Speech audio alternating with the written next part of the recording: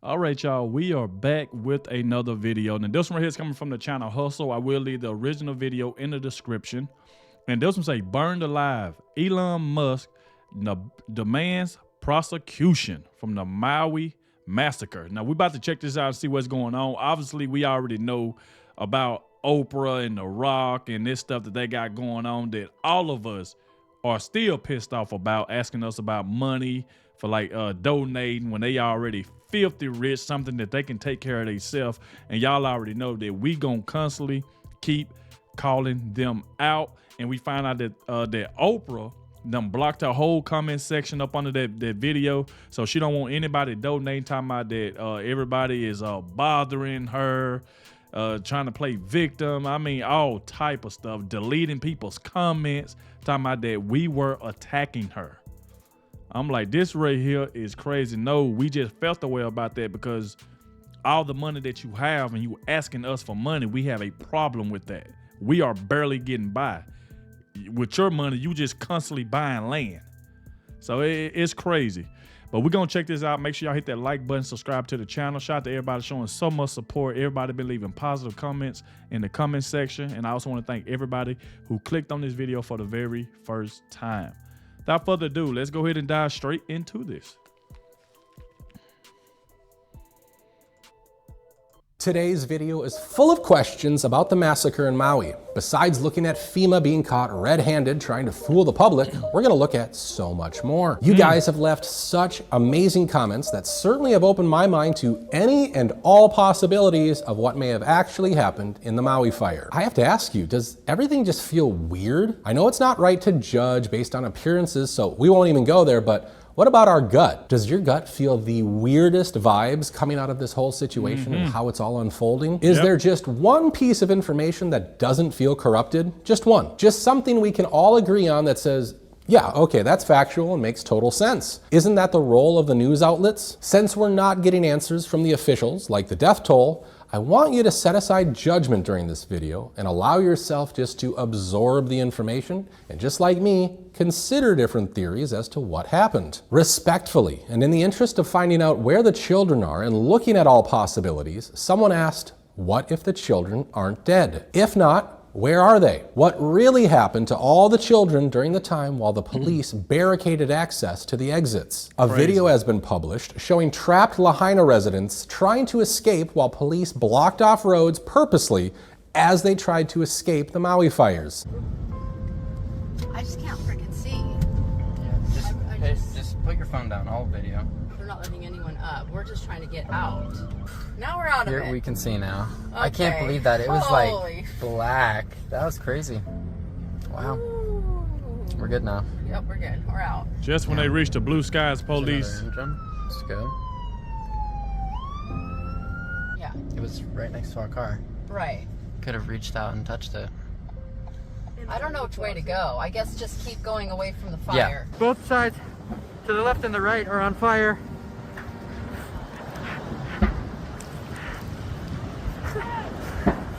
It's scary.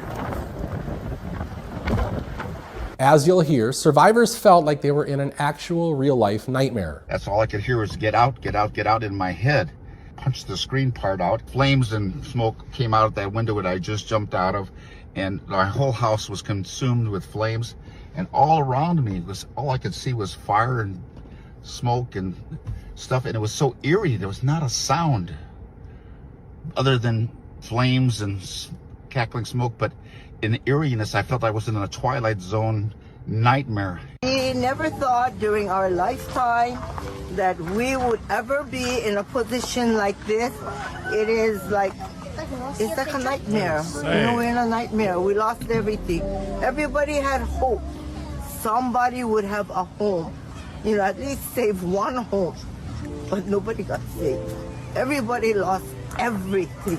The projected number of wildfire deaths remains elusive, with over 1,000 still missing. Another question, are all of the deceased indigenous people? Did they actually wipe out entire generations so that they can't claim their own land? Let's recap. They burnt down people's homes and land, so their homes were basically stolen. People were evicted from their own property. People were trapped in the fire purposely. The water to fight the fire was also turned off. Children are still missing. Food and water for the victims was being withheld. Victims, along with the rest of the world, are still being lied to. Mainstream media is starting to publish articles like this one, which says, in deadly Maui fires, many had no warning and no way out. Those who dodged barricades survived. As flames tore through a West Maui neighborhood, car after car of fleeing residents headed for the only paved road out of town in a desperate race for safety. And car after car was turned back toward the rapidly spreading wildfire by a barricade blocking access to Highway 30. One family swerved around the barricade and was safe in a nearby town 48 minutes later. Another drove their four-wheel drive car down a dirt road to escape. A key takeaway is that only those who disobeyed survived. What really stuck out the most in this article was this. Many of the survivors are angry and haunted by the thought that just a few minutes of notice could have saved many lives. We needed like 10 more minutes and we could have saved a lot of kids if we just had like a 10 or 15 minute warning. Matt Walsh commented after seeing this story saying, just to review, the local government in Maui didn't use the sirens to alert residents to the fire, didn't allow access to water to put out the fire, and blocked the only exits out of town. This is one of the greatest scandals in American history. Many people should be in prison. Exactly. Even Elon Musk himself chimed in, saying they should be prosecuted if there's any justice in this world. Cernovich tweeted, man, this is hard to read for anyone, especially if you have kids. DEI and other ESG mandated policies killed. There are multiple ways Maui ends differently. Alarms go off. Amber Sleepy emergency style texts get sent. Water basin for firefighting is filled. On and on. The survivors of the fire in Maui are left homeless, jobless, and without money. Robert F. Kennedy tweeted, President Biden just offered a $700 payment per household to Maui residents. He's also asking for $25 billion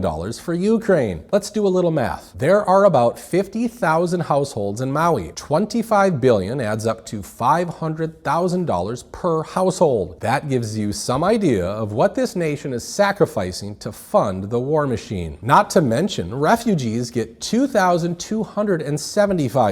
So Hawaiians get $700 to rebuild their entire lives. Why don't you go check out prices for hotels and Airbnbs in Maui and tell me what you can find for $700 there. That might get you 2, maybe 3 nights max. Meanwhile, FEMA officials are living it up in 5-star resorts on Maui. Hello everyone, Governor Green here. I'm with Deanne Criswell, who is the head of FEMA, and we're honored to have her as we walk through Lahaina and Front Street, where we're seeing the devastation. So thank you for coming. Absolutely, Governor, and just appreciate you allowing me to come here with you today. And it's so important that I have an opportunity to talk with you and be on the ground and see exactly what happened. I know we're going to go talk to survivors later to have a better understanding of what this impact really is to this community and how we're going to be able to work together to provide creative solutions to support the immediate needs, but also to think about what the long-term needs are going to be. Now, whenever I hear the word FEMA, it only reminds me of this, which, by the way, this footage was completely wiped from the internet. Federal Emergency Management Agency, or FEMA, had staged a fake news conference Tuesday with agency staffers posing as news reporters. Had its own employees, you see them sitting down right there, pretend to be reporters and ask the questions. This is an excerpt of the fake news conference where the FEMA staff asked their boss, well, friendly questions. Are you happy with FEMA's response so far? I'm very happy with FEMA's response so far to make sure that we understand the situation and can bring the right support to the state. This is a FEMA and a federal government that's leaning forward, not waiting to react. And you have to be pretty pleased to see that. And ask Governor Schwarzenegger what he thinks about FEMA's performance. He'll tell you the same thing, that he couldn't be more pleased how FEMA recognizes the role the federal government is facilitating that effort to the benefit of the state, the communities, and those disaster victims in California. So you have to be really proud at the way our FEMA team is pulled together.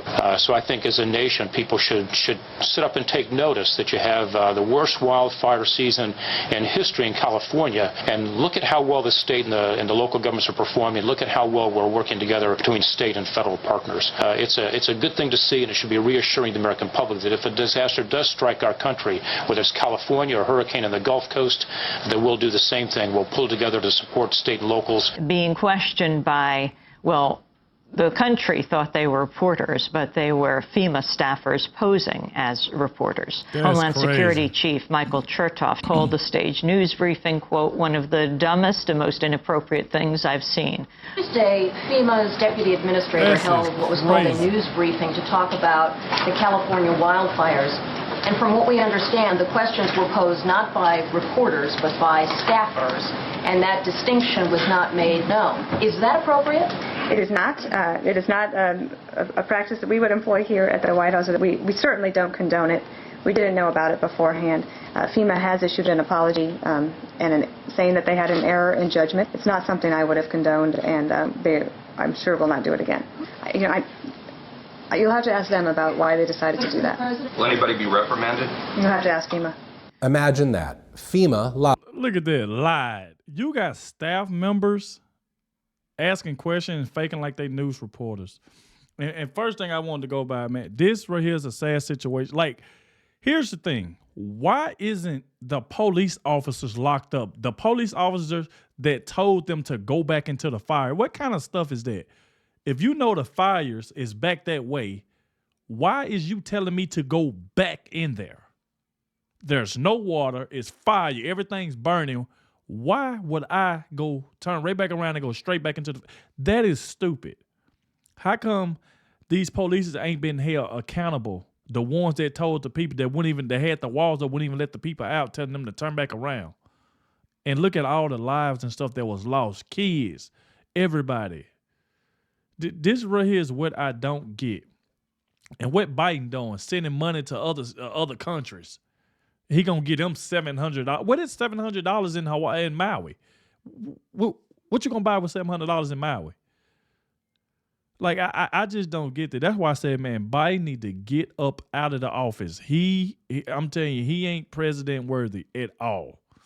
But like I said, it was a sad situation. They cut the waters off. They couldn't even cut the water on to put the fire out. You got police that got barricades up. People can't get out. The only people got out was the ones that disobeyed them. And think about that. The ones that didn't listen was the ones that lived. The ones that listened was the ones that lost their life. So I feel the police, whoever the police it was, I don't know if it was 1, 2, I don't know how many police was out there, but however many was out there should be held accountable for the people that lost their lives that couldn't get out because they had that barricade up. But they ain't talking about that though. And have continued to lie to the people of America throughout each tragedy. Galliano Tiramani is the founder of Boxable, which are basically tiny homes that unfold in an instant to provide immediate shelter. Galliano tweeted, "I've reached out to every government contact I can think of to try and get our houses to Maui, but gotten no response. Boxable is prepared to divert 200 houses to Maui today. If anyone can help make that happen, email me." On yesterday's update, we discussed how the Maui Police Chief John Pelletier is also the coroner, but we were left with so many questions. For one, how does Pelletier, who worked in the Las Vegas desert, suddenly then transfer to the small island of Maui and become the first non-native chief so easily? The only connection I see between Vegas and Maui is that they refer to Vegas as the 9th island. How does a close-knit community like Maui look at this guy's resume, see he was deeply connected and in charge of the deadliest shooting in US history, and say, hey, you're hired, and while you're at it, here's a 30% boost in your income? Who else came over to the island of Maui that has a dark history like this guy? What other officials are behind the scenes and are connected to this massacre? Pelletier is poisonous, and what he's saying simply does not make sense. When we find these, our family and our friends, the remains we're finding is through a fire that melted metal. I'm sure plenty of you have seen these videos that have been coming out of Maui. A vehicle is literally melting onto the street. The aluminum is literally melting out of the vehicles, and the melting point for aluminum is 1220 degrees Fahrenheit. That's just crazy because, as you can see in this next video, none of the asphalt has melted along with this. And you would expect that to happen in fires that are reaching over 1220 degrees. And the melting point of asphalt is 343 degrees Fahrenheit. So make that make sense. We have to do rapid DNA to identify them. So when we pick up the remains and they fall apart, That's what you're stepping on. I don't know how much more you want me to describe it. That's what you're stepping on. So as a former funeral home owner and licensed funeral director for over 2 decades, I worked very extensively and closely with our local crematory. I was taught by that crematory that they need to cremate in between 2,000 and 3,000 degrees Fahrenheit. So the question is, how hot were those fires to be able to incinerate or cremate human remains? We know that it was at a higher level than 1,500 to 2,500 because it melted the rims on the vehicles. Why are there no bodies in the cars? All right, so you guys left a lot of comments, and you see, that's the thing right there. That's what I'm saying. They won't tell us nothing. I'm telling you, they be sitting up here hiding information and won't tell nobody nothing. But you got the Oprah and the Rock out here asking for donations, but they don't want to tell us anything. All we know is they had a barricade up and they wouldn't let any other folks out. That's what we know. And this right here is crazy, but they ain't holding nobody accountable right now for all of this. They ain't holding nobody accountable. And stuff like this just pisses you off and makes you so upset that, commented about the date 8/8 as well as HAARP, DEW, and the color blue. Newsweek is trying to debunk theories about blue objects and direct energy weapons, as those two topics keep rising to the top of social media conversations with regards to the Maui fire. Look, I'm not going completely down the rabbit hole of DEW just yet, but so many of you have asked me to talk about it, so we're just going to dip our toes in it for today. The first thing I saw was this.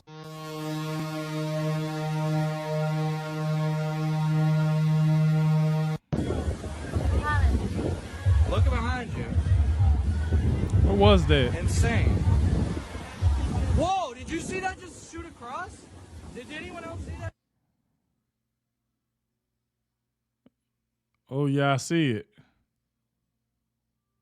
Now, like I said, a lot of you have also asked, what's up with the color blue in the Maui fire? The theory is that a blue wave laser can start a fire instantly from a distance, and when it does, the only thing left standing is anything with the same color of the laser beam, blue. Now, I know we're talking about lasers here, and at first I thought it was absolutely nuts. But how do you explain this? A lot of things that are blue, for some reason, stood the test of the fire. That this blue car in these homes had blue in it. I mean, it gets weird. Here, blue survived it. The cloth, the boat that survived in the ocean. And these are all just the mainstream articles showing this. The boat was blue. The car that survived, right, it's still blue. And I mean, this is what they showed in the mainstream news. Okay, guys, this is the last episode I'm going to do for a while, but it should be a pretty good one. It's things that did not burn during the fire. I went through hours of footage, and it was pretty interesting what I found. Here are the famous umbrellas. These are actually Tommy Bahama umbrellas. Then the sole surviving car on Front Street in front of the outlet mall. And I actually found another sole survivor car the other direction that's a little bit further south. And that's the thing, though. It's like we don't know, because they were like, okay, if the cars caught on fire, right, where's the bodies? That was a good question he asked. So it's like they won't tell us anything. And that's what is bothering a lot of us. Probably all of us. Top of it was still like 1,000 people still missing. South on Front Street. You can see it on the left in this frame here.